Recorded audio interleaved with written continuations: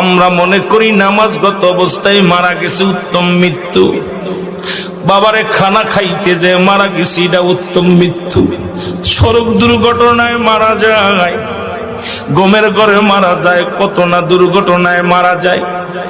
আল্লামা মুফতি আমজাদ আলী সাহেব তার কিতাবের মধ্যে লিখতে যায় বললেন, মানুষ শোনো, 70টা তাজা উটের গায়ের চামড়া জবাই না করিয়া উল্টো দিকে টান দিয়ে লবণ আর মরিচ লাগায় দিলে যতটুক যন্ত্রণা হয়, এর চাইতে 70 গুণ যন্ত্রণা হলো একটা সাধারণ মৃত্যু। এখন আমরা মরণকালে অনেকে পায়খানা করে দিই রে,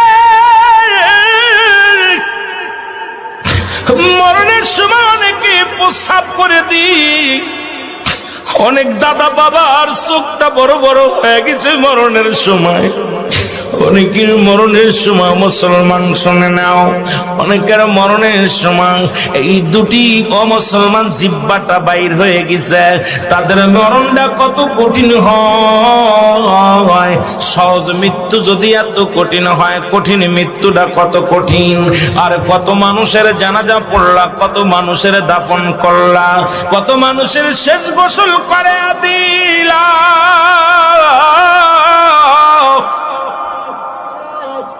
আজকে একবারও চিন্তা করলে না তোমার গোসল কে করাইবে, তোমার কবর কে খুঁড়বে?